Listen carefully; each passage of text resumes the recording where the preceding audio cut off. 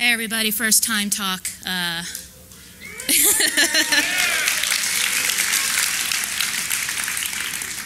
And I always thought that my first talk would be on some amazing bug that I found, but all my bugs are under NDA, unfortunately. So I'm here to talk about something else that I discovered not even working in InfoSec, but studying astronomy in college that stuck with me for several years, and now here we are to talk about its security implications. And how many of you were at the talk where Jen Savage demonstrated breaking into a toy bunny that has a webcam? It's a baby monitor. So that reminded me of something that happened when I was about 6 or 7 years old. My father had gotten a radio scanner for listening to the emergency radio, the police and the fire, and he was messing around with it, and he accidentally tuned into something that was not the police at all, or at least you hope it wasn't the police, because it was a woman screaming for mercy and a man threatening to kill her. He had tuned into a baby monitor. And he called the cops, and they came and they saved her, and there was a happy ending. Now, but the thing is, a baby monitor is an intentional emission. It's supposed to do that, but it's really easy to forget that it's broadcasting to the entire neighborhood. I bet you $1 that man never thought for a moment that there was a bug broadcasting to the neighborhood in that room as he threatened to kill his wife. And it's a good thing he didn't remember that. But it's a good point for all of us to remember in general. So we are here to talk about unintentional radio emissions, the ones that it doesn't say on the box it is doing. And spoiler alert, every device that you own is screaming its name into the infinite void on invisible, magical, ethereal waves. And the whole slideshow doesn't have an animated background, I promise. So I'm a bad idea. My other name is Melissa. I work at Veracode doing binary analysis. I'm accused of destroying InfoSec because I bring too much pink and glitter to it. I don't actually have pink hair in real life. Several people have told me I should remedy this.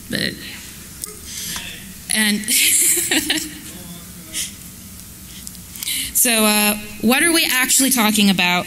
We're talking about how you, without any formal training or expensive equipment, can learn how to check what sort of noise your devices are generating. Radio emissions, they're magic. If you actually need to know how they work, talk to a physicist. I'm an engineer. But all of your electronics are naturally generating them. They're everywhere. They are filling the air. There are people who believe that they infiltrate their head and tell them to do bad things. That's an open question of science. Fortunately, we have an area in West Virginia reserved for them, the radio silent zone. A lot of people haven't heard of it. There's no cell phone towers. There are no FM music stations. There is nothing. It is a horrible place for a teenage girl to be. That's where I went to learn some about radio astronomy. I'll talk about that later. But let me tell you, 48 hours straight with no access to the internet at all. And these are the devices we're going to be using. You can get these for as little as $10. And yes, it runs on Linux. Yes, it runs on Raspberry Pi. They are radios that have a wide tuning range, and they dump the raw signal to software so you can process it. And you really don't need to know anything about radio engineering. I realized a few months ago I had become a radio engineering script kiddie. It's like, wow, I don't know anything. Well, I know a little bit about radio science, just like script kiddies know a little bit about computers. But you had $10, you willing to order from China? If you're not, do you have $20? And there are Python bindings. I wrote a script. It's really easy. Anyone with basic technical knowledge can get into this. The chipset that I would recommend, it's called the RTL 2832U, whatever, the RTL SDR. SDR stands for Software Defined Radio.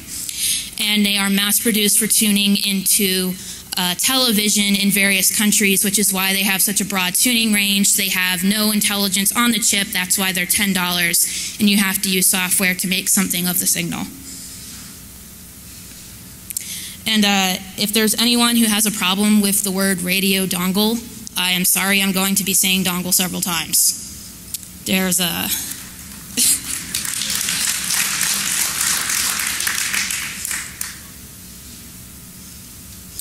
These are what they look like on the inside. They're very simple. They're very easy to fry. May my first one rest in peace.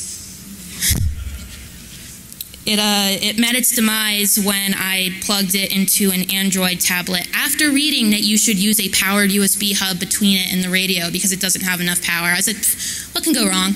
Tried it anyway. It's broken. So there are different models and they have different ranges, but in general they go from around 50, 60 megahertz all the way up to like 2.2 gigahertz. So this is a huge range and a huge value for a $10 radio that even a couple years ago this would not have been accessible without quite an investment. And the website you can bulk order them from, as I did, is called AliExpress. It's a little bit shady, but I've gotten all my packages so far. And they have a PAL female connector, by the way. Not very common in the States, but your Radio Shack should carry connectors if you want to plug in your bunny ears like Grandma used to have. And why do we care? Well, I think the NSA might care. You've heard of Tempest? That's real. Some people think it's not real. They've been doing this for decades. This is courtesy one Mr. Snowden. You might have heard of him. It says communications and other information that's not communication, such as equipment emanations. Maybe they have a secret different meaning they seem to for every other word, but I think that sounds like radio emissions of devices. It sounds like they're storing them. If anyone in the NSA would like to tell me differently, I'd be very glad to discuss that with them.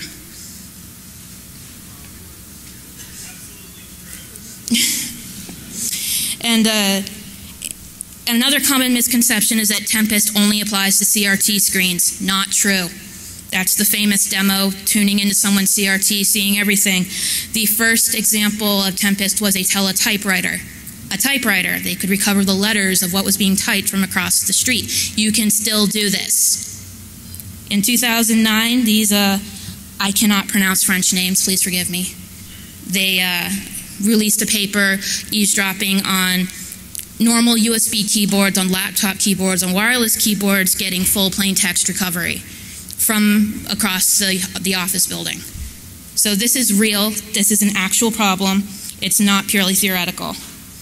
And you deserve to know that. You deserve to be able to evaluate your devices for how susceptible they are to it. And this is a lot of fun for $10. And you probably aren't breaking any laws, maybe. So about that,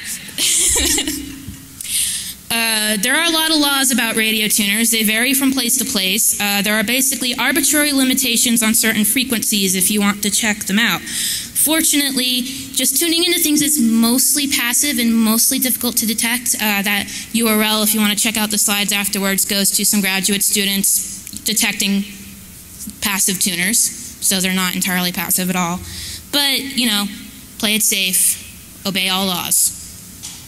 For example, one that applies here in America, scanning receivers and frequency converters designed or marketed for use with scanning receivers shall be incapable of, and then it goes on for several paragraphs, and it basically says, do not tune to areas reserved for cell phones unless you are an actual cell phone. So don't do this. Do not type the number 824 and hit enter.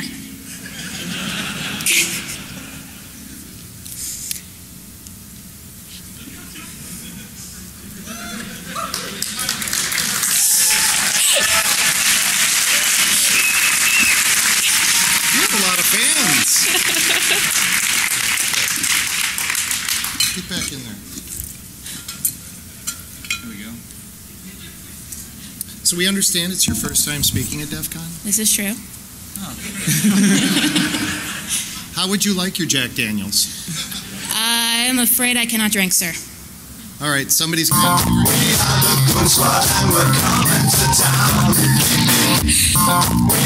My husband.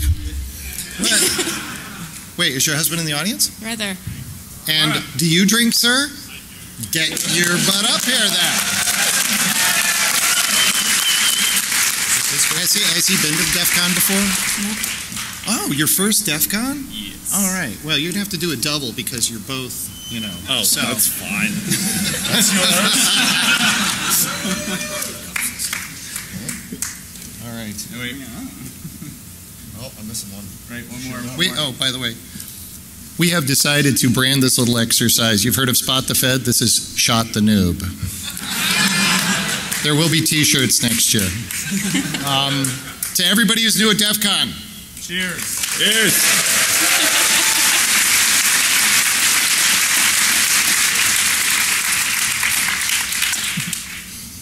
Have a nice talk.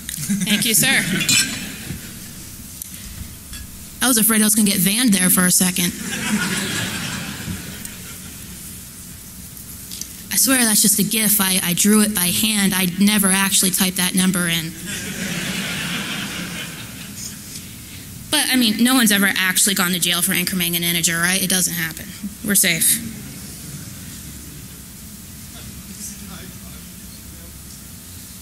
So, I managed to go most of my life not knowing that my electronics were all leaking all of this signal that details what they're getting up to in their private little electronic lives.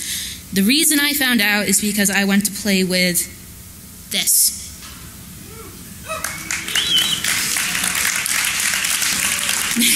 This is the Green Bank telescope. It is considered the largest mobile object in the world. Ships don't count because they get to float. It is the size of a football field. It tilts from horizon to horizon, rotates all the way around. They use it to listen to outer space. And so the truth is they only let me play with the 40-foot dish, but I bet none of you have a 40-foot dish.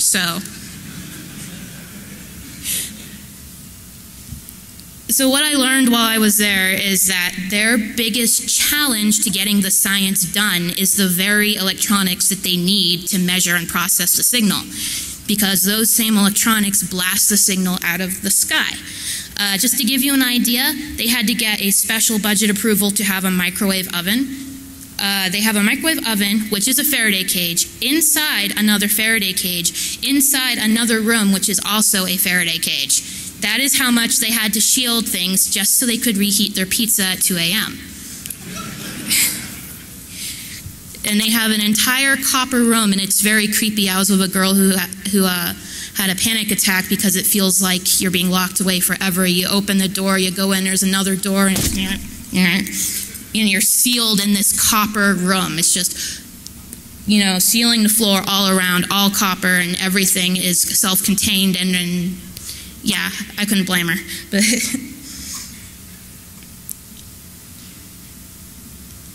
and speaking of noisy electronics, I have brought my little friend.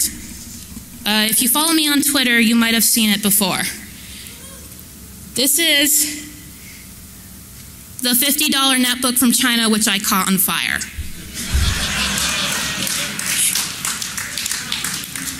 We will not discuss how it caught fire. It's not relevant. However, what's relevant is that it has no shielding. I'm pretty sure that this violates FCC from Rule 1 to the last. They'd have a conniption if they knew I imported it. And this is the part where we get to the live demo, and Fred Osley in the front row is not going to turn on his hack RF.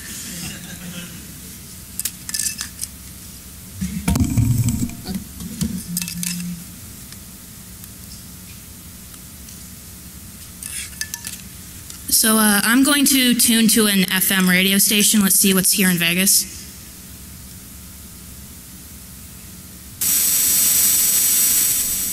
I don't want that too loud on you.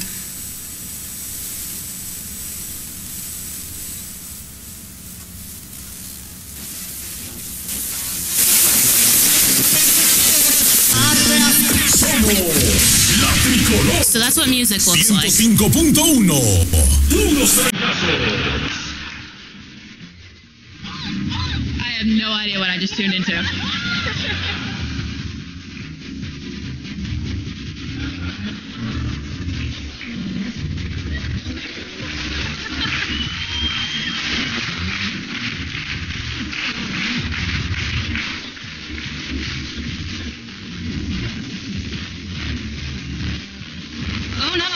those blue lines.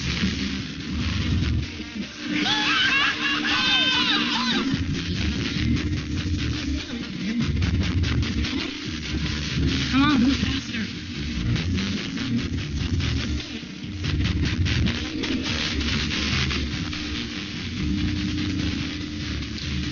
So, do you see all those little spikes that weren't there like a minute ago? I was afraid that the contrast might not be very good, but there are lots of spikes that weren't there until I turned this on. And, there,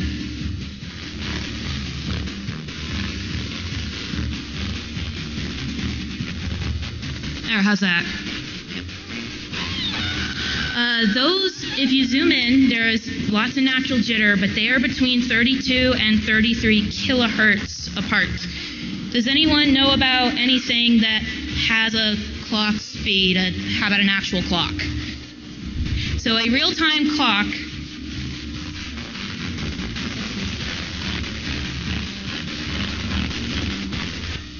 sorry.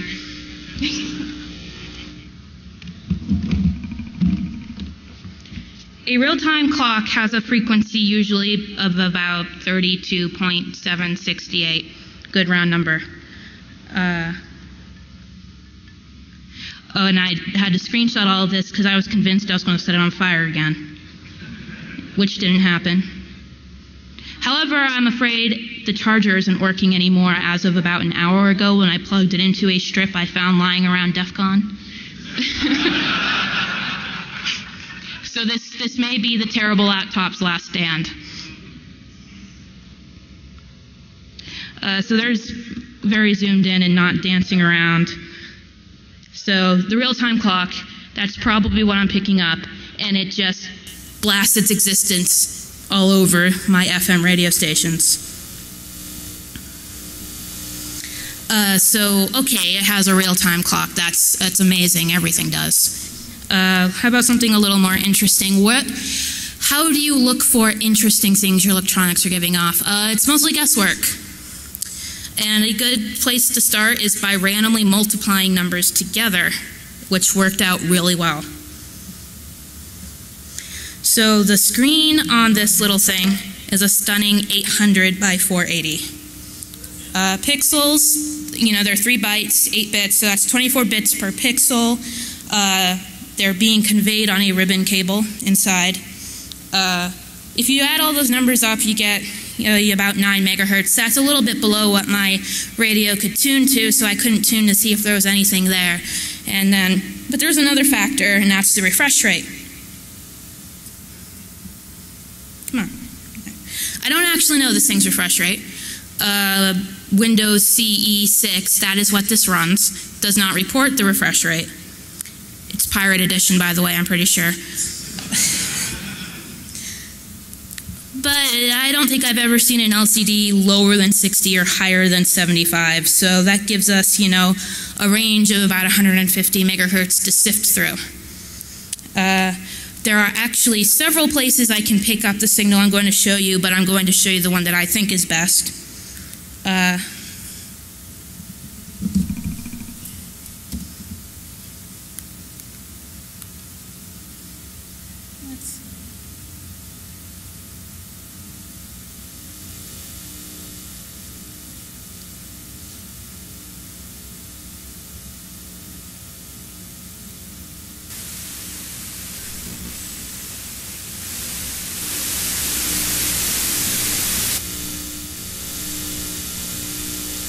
Does that look like something?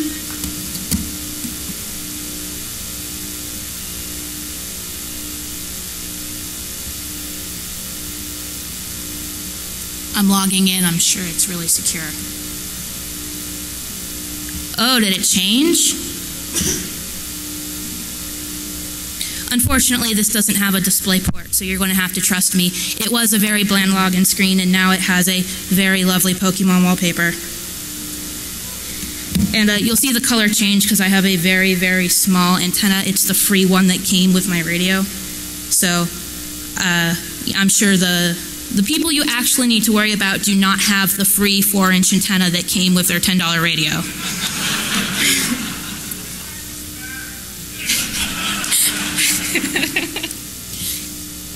But I think I'm going to go do some word processing.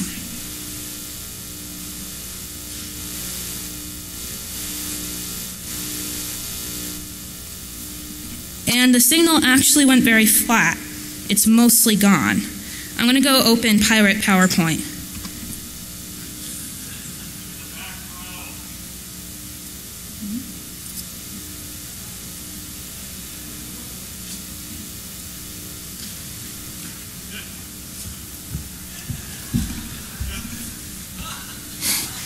So, thank you. I do have other antennas, but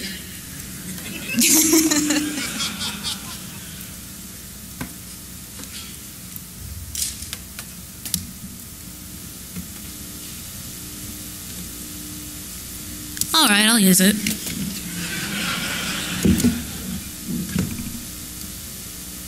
You gave me one with a loose connector. Actually, all the PAL female connectors are just all don't stay together.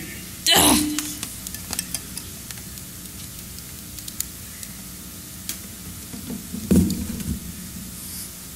Good enough. But I have the word processor open. It's not very exciting. Mostly white screen.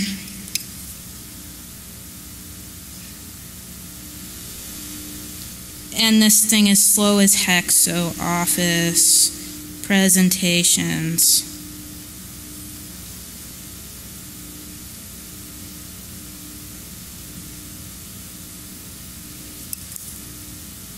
Yes, I would like to restore this. I may have cut the power. And, gee, that looks different. I have a nice checkerboard effect going on my PowerPoint.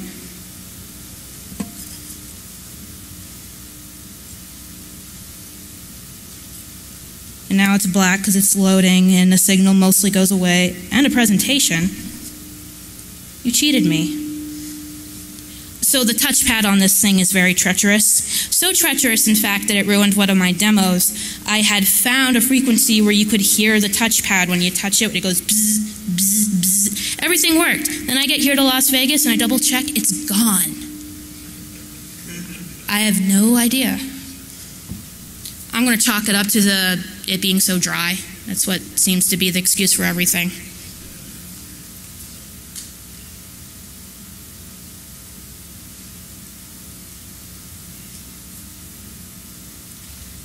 And so now the full screen is that checkerboard pattern, and my signal has broken down into very discrete lines. Now, can you recover the screen from this? I'm pretty sure you can. Unfortunately, my radio's sample rate is not very high. But again, I have a $10 radio.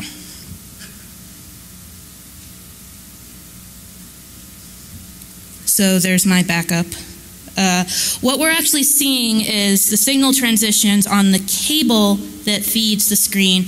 I took this to one of my engineer coworkers at work. It's like, okay, how would you explain this? And he's like, oh, you're seeing when you get zeros and ones. That's why when the signal, it's all one color. Your signal practically goes away, especially like black. It's 0, 0, 0, 0, 0. Very exciting.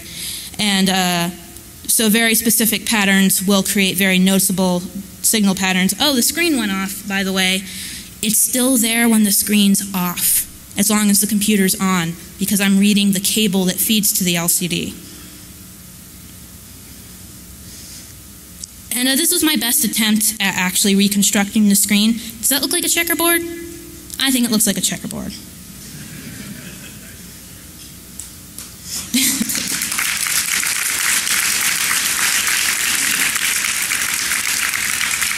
So that was the best I could manage with my toy radio.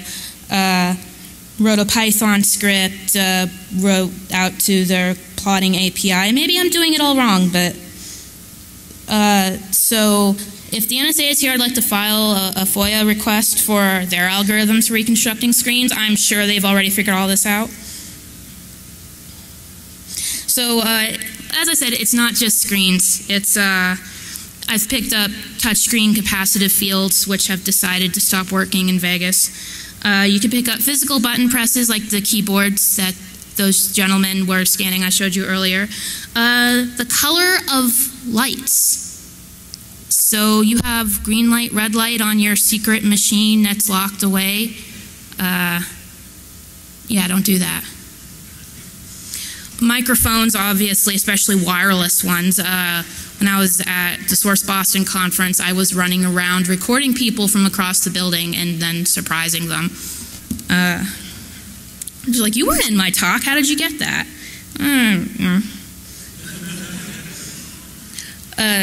You can sometimes pick up RAM. So when I figured out I could see RAM, I hooked the antenna around my neck and went around the office, popped into offices, you know, with all this equipment hanging off my neck, like, excuse me, sir, can you tell me what model of MacBook that is? Like, it's last year's. Like, oh, is it this one? Yeah. Like, hang on.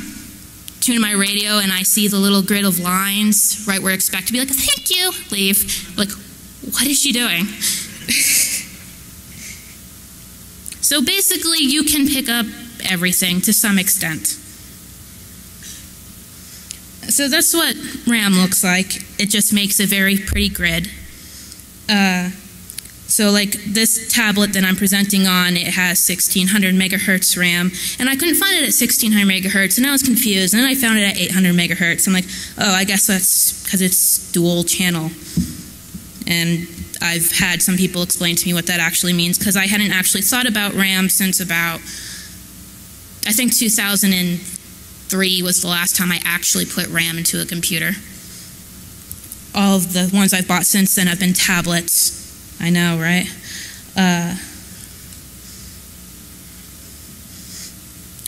So this one is interesting because I don't actually know what's being picked up. This is my MacBook Air opening Chrome from when it hasn't been already opened and is in RAM. And it has like a zillion tabs. And I get these very interesting splorts from across the room. Splorts being the technical term. So across the room with my little 4-inch antenna, I can pick up that my MacBook Air was opening Chrome. I'm like, well, it must be the processor. And I ran a benchmark to stress test the processor, didn't get it. Like, it must be the hard drive loading all the cached files, so I open big files, don't get it. So I don't actually know what's causing it. But it's there.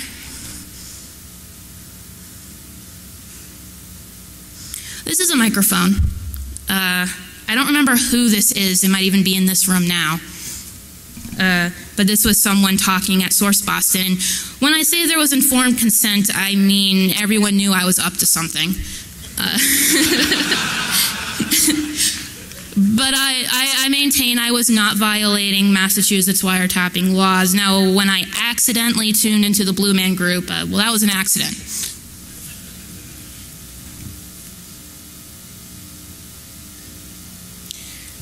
This is my iPhone. When I'm connecting to Twitter, I was able to find this telltale signal. I tried to reproduce it here, but for some reason the network here is really unstable.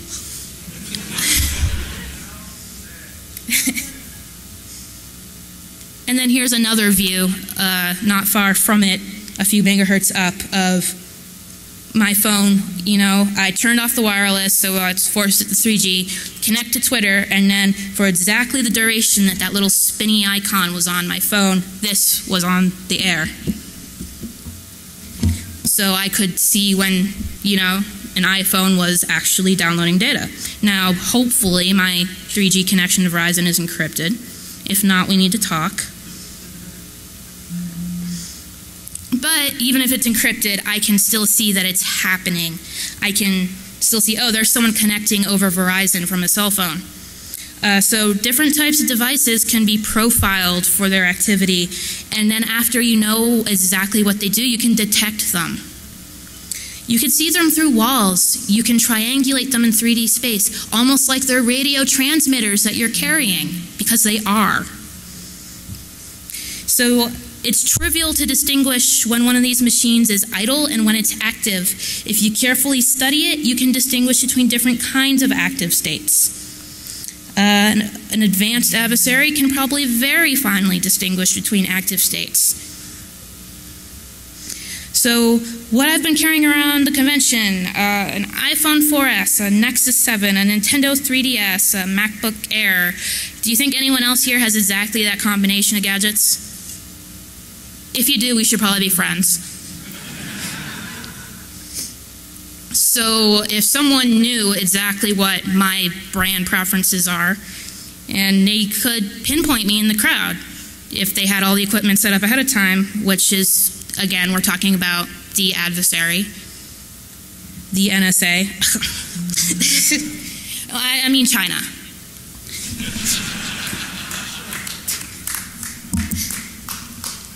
So even if I turn off Wi-Fi and Bluetooth, this is still possible. I mean, they say, oh, turn off Bluetooth so they can't see your phone. It helps. You're no longer screaming at the top of your lungs that your phone is there, but you're still saying, my phone is here, my phone is definitely here. And this has been proven to work in the real world. Now this uses Wi-Fi because that's the same across all devices. It's a standard and it's loud and reliable. This screenshot is of a system tracking people as they move through a store by following the Wi-Fi beacons that their phones are giving off. So the camera can correlate to the person by their phone's Wi-Fi signal. And this is, you may have heard on the news, Nordstrom trialed this, and then people actually found it kind of creepy when they found out, and they stopped. But it's implemented, it works.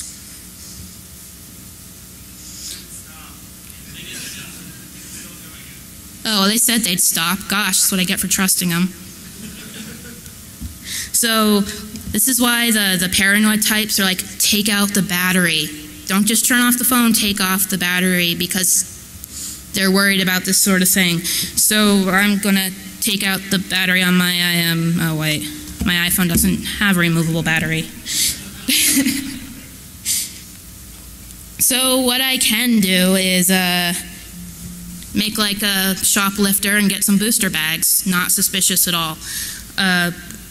You can find them on the internet labeled as like cell phone blockers, or some of them call them like cell phone etiquette wrappers because your cell phone won't ring during dinner. You can use tinfoil, but I found that grocery store tinfoil, I had to wrap it around like 6 or 7 times before my iPhone even lost its wireless signal. So I would recommend actually getting the stuff advertised for blocking this stuff. And then I will show you, you could use these radios to actually test that it's working and that they didn't just sell you shiny cloth. So what can you do? You need to have a completely private talk. Empty everyone's pockets and put everything in your microwave oven. Do not run it. And close the door. A microwave oven is not 100% effective, but it makes a pretty good difference considering it's $40 and you already have one, or 2, or 3. But they're only rated to shield you from certain frequencies enough so that it's not dangerous. However, it works pretty well. If you put an FM radio in and close the door, you should lose your signal and not hear the whatever that music was we were hearing. And snipping off the cable off the back of a microwave should improve its Faraday cage property slightly. I did not want to ruin my microwave and go get another one, so I did not actually test this, but it should work. But I did learn, if you want to put a device in a Faraday cage and then run a cable out, either for power or for internet, keep that cable as short as possible. So when I first heard, like, oh, I'm going to go test my microwave and make sure it actually works, I put my radio in there and closed the door, and the signal just barely drops a little bit. I'm like, this barely works at all. And then I finally realized I had a 6-foot USB cable dangling out of the microwave oven. And it's a shielded cable. It says so on the wrapper. But I could still pick up my local radio stations loud and clear inside a Faraday cage because I had a 6-foot cable on the outside feeding into it. I wrapped it all up and moved the microwave closer to my computer so that it was now like 6 inches outside and the rest was inside, and suddenly I lost the signal. So that was how I learned Yeah, those wires dangling out of a cage, they're antennas. And also, when something says it's shielded, it means it's shielded enough not to break, not shielded enough not to pick up your local music station. So you can use even these $10 SDRs to check, like, okay, is this Faraday wrapper for my phone actually working? Is my phone giving off weird signals? I wrote a Python script to scan through a range and look for signals that I ran when it was in the Faraday cage. I think I could improve it quite a bit. Someone who knows a lot more about radio could improve it quite a bit. How am I doing on time? Okay, great. And in the process, you will learn that there are trillions of devices broadcasting weird things in your neighborhood. And you will start to lose sleep over them. What is that thing that goes beep, beep every 3 minutes? I don't know.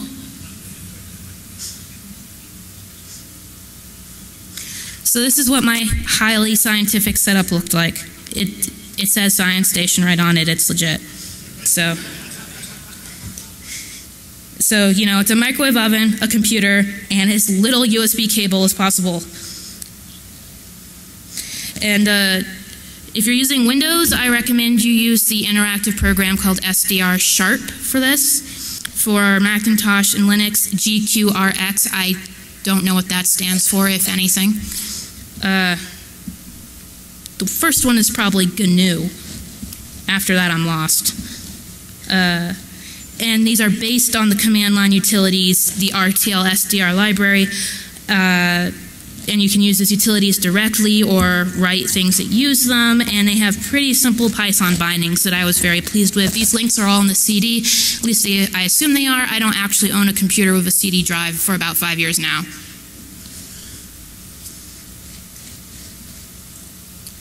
So what else can you do? Well, the US government has helpfully compiled its guidelines for being resistant to this, and you can find them on Wikipedia.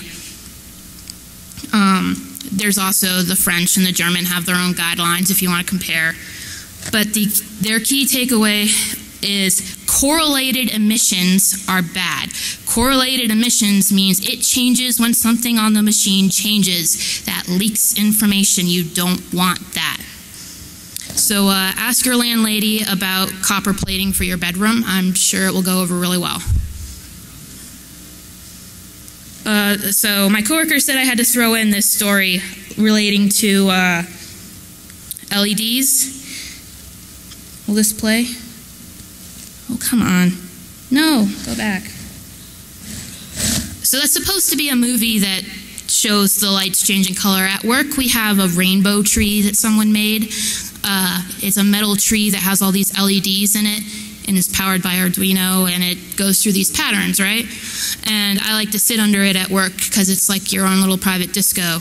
And so shortly after I got my radio and I was delighting in discovering things around the office, I sat under that tree and suddenly my signal was just like, and then the rainbow tree changed what pattern it was doing, and it was like, I'm like, oh, cool. I can hear what color is on the tree is playing by this radio interference. So I'm sitting here with my headphones on, like, whoa. Someone comes by, looks at me, and they're like, what are you doing? I go, I'm listening to the tree. I can hear the colors.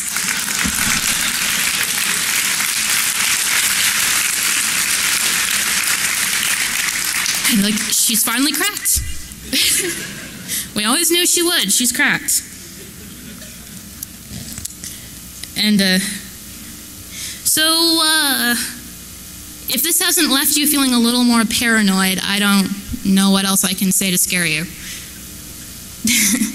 So if security researchers all seem a bit twitchy, this is why, because we think about this stuff at 3 in the morning, like, oh no, what if they come for me?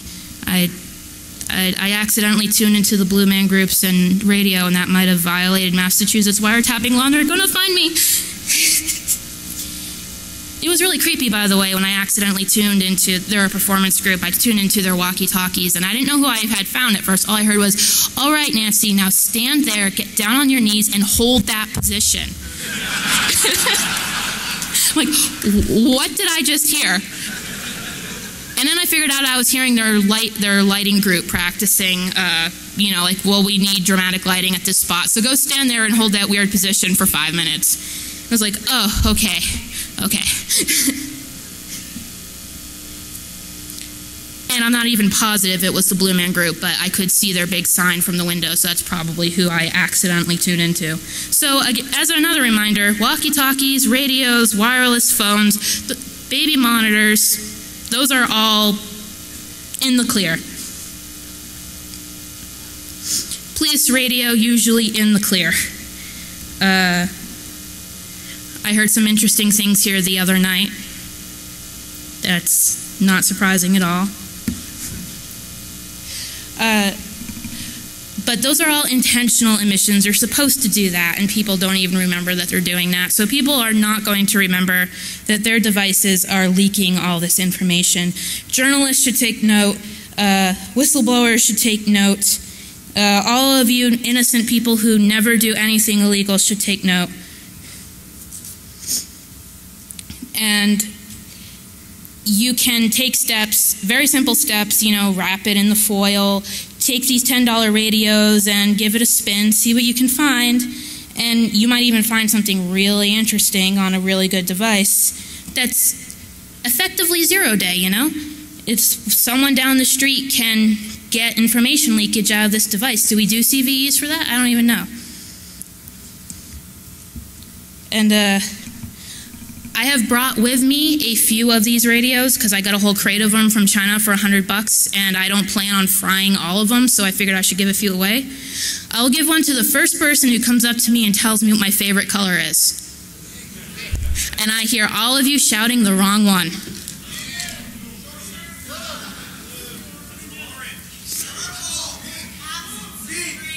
Who said orange? Larry Cash Dollar, I know you, that's cheating.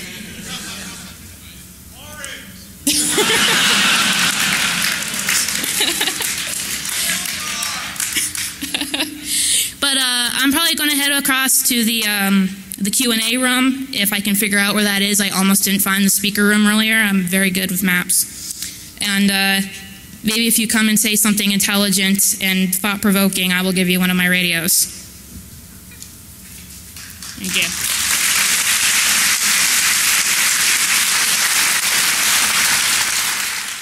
Name into the infinite void on invisible, magical, ethereal waves. And the whole slideshow doesn't have an animated background, I promise. So I'm a bad idea. My other name is Melissa. I work at Veracode doing binary analysis. I'm accused of destroying InfoSec because I bring too much pink and glitter to it. I don't actually have pink hair in real life. Several people have told me I should remedy this.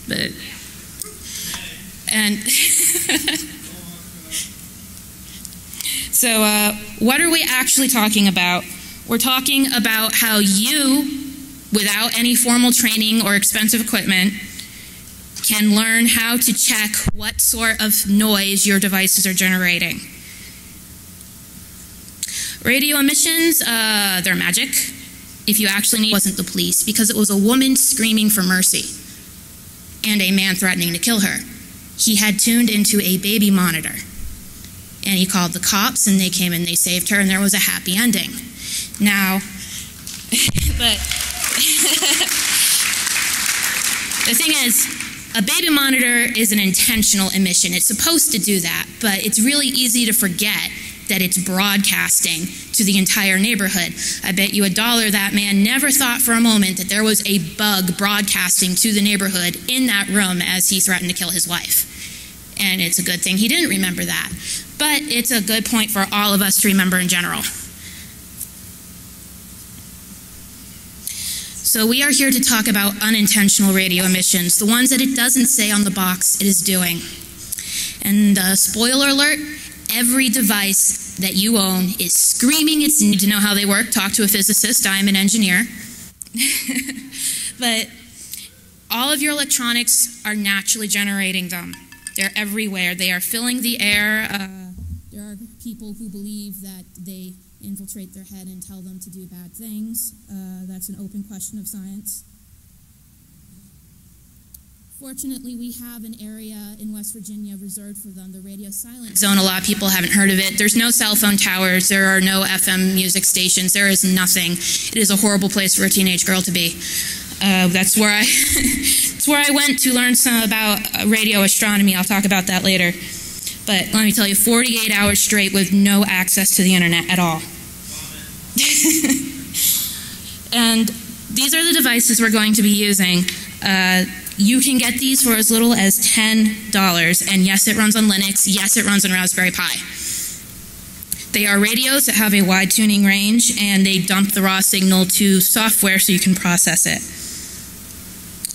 And you really, really don't need to know anything about radio engineering. I realized a few months ago I had become a radio engineering script kiddie. It's like, wow, I don't know anything. Well, I know a little bit about radio science, just like script kiddies know a little bit about computers. But you had $10, you willing to order from China? If you're not, do you have $20? And there are Python bindings. I wrote a script. It's really easy.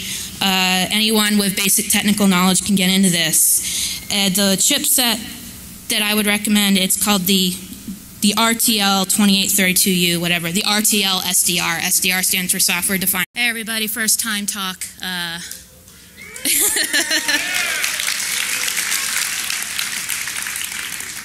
And I always thought that my first talk would be on some amazing bug that I found, but all my bugs are under NDA, unfortunately. So I'm here to talk about something else that I discovered not even working in InfoSec, but studying astronomy in college that stuck with me for several years, and now here we are to talk about its security implications. And how many of you were at the talk where Jen Savage demonstrated breaking into a toy bunny that has a webcam? It's a baby monitor. So that reminded me of something that happened when I was about 6 or 7 years old. My father had gotten a radio scanner for listening to the emergency radio, the police and the fire, and he was messing around with it, and he accidentally tuned into something that was not the police at all, or at least you hope it was.